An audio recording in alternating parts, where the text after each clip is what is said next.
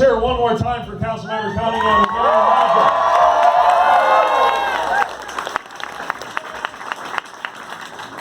Longtime friend from the world of mayoring, and a new friend that I'm so glad to have been able to get to know. Thank you. And thank you all for being part of this. Thank you. I have rarely felt so welcome in a new place. I used to come up here once a month. Look, buzz there. I'm going to see if this one's buzzing. It's all buzzing. All right, we'll just live with the buzz. So, used to come up here every month for Navy training. I know you don't think of this as one of the great naval places in the Union, but they used to send me up here every month. I got a taste of Minnesota winter. That's all you need. I got a taste of Minnesota nice. Got a few tastes of Minnesota beer. Now we're talking. I also was put in touch with one of the reasons we need to remember that the Democratic Party need not be a coastal party only, but that we actually are coast to coast, and the Midwest has a rich progressive tradition.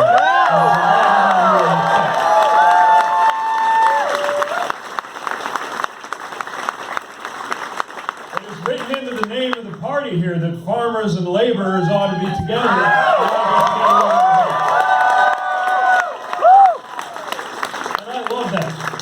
Because part of what I'm trying to do is help people imagine a broader picture for the Democratic Party. Of course, we love our friends on the coast, but we don't want it ever to get written into stone that the middle of the country has to be bright red.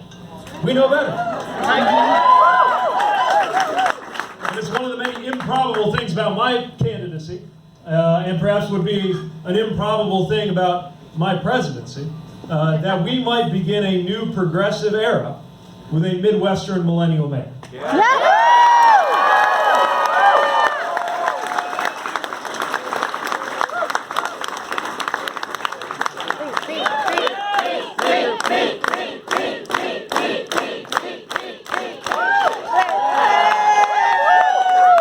the idea of a mayor running for president was pretty exotic too. A lot of eyebrows went up when I said that we were going to do this.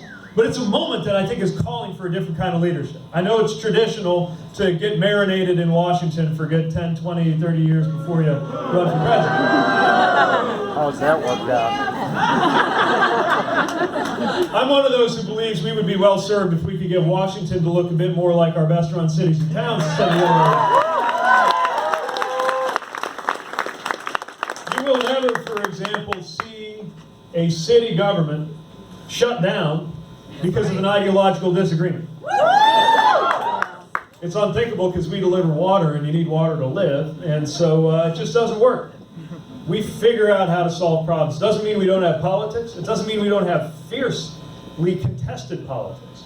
But those politics are always about getting better results. And a mayor of a city of any size is living the challenges that we're experiencing as a country, whether it is equitable economic development, whether it is racial justice, whether it is social justice. All of these things cash out somewhere in particular.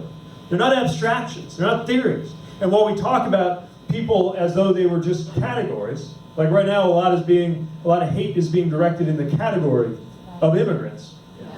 At the local level, we know that these are human beings because they're our neighbors and coworkers.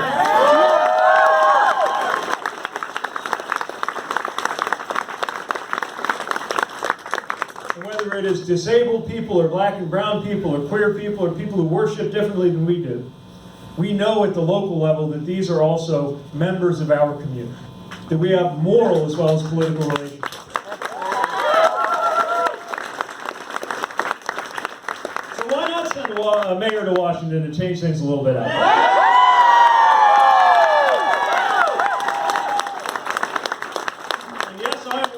Traditional for a candidate for the American presidency to have a little more silver hair than I've got just yet. We can do that. Although I promise you every time I open Twitter, a new gray hair pops up right around my temples. But isn't it time for generational change in our leadership?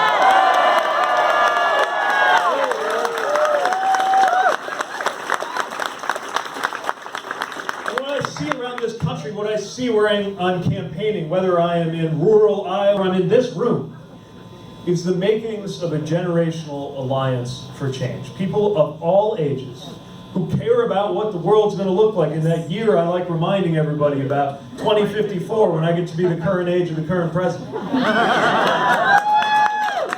Hopefully, putting my feet up and celebrating all the progress that America has made.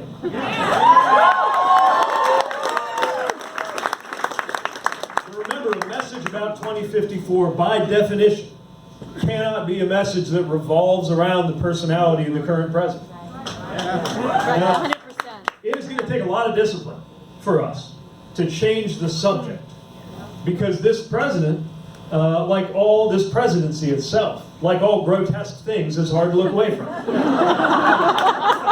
And of course it needs to be called out when it does something wrong, and of course he needs to be called out when he lies, but that's not a message, not alone. The message can't be about him, because if it's all about him, then it's not about you. That's right. Yeah, absolutely.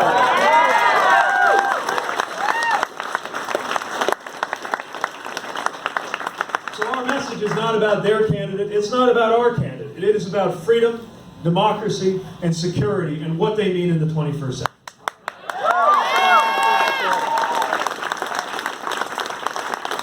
We know that there's a lot more to freedom than cutting taxes and regulations. We know that there's more than government that can make you unfree. Your neighbor can make you unfree. That's one of the reasons we invented government in the first place.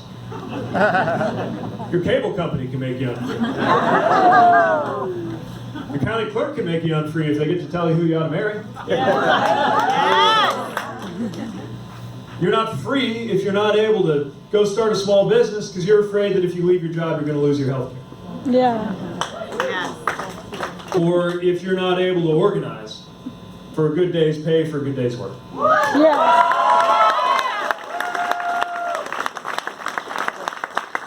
Teachers are not free to concentrate their efforts on teaching their children.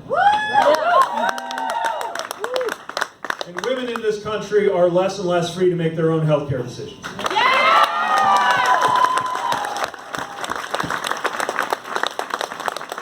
So we're going to remind everybody what freedom really looks like. And we're going to remind everybody what security means in the 21st century, where there's a lot more to it than just putting up a wall from sea to shining sea. A wall can't keep out a cyber attack. A wall can't protect our elections from hostile foreign actors. And a wall is certainly not enough to deal with one of the biggest security threats of our time, which is a rising tide of violent white nationalism.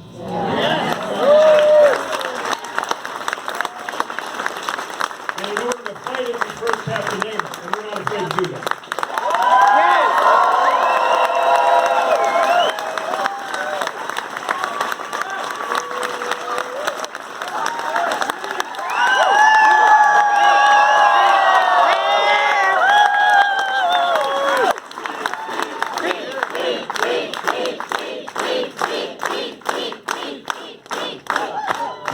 So we're going to work to keep each other safe from all of those threats, and perhaps the biggest threat of all, which is climate disruption and lifelong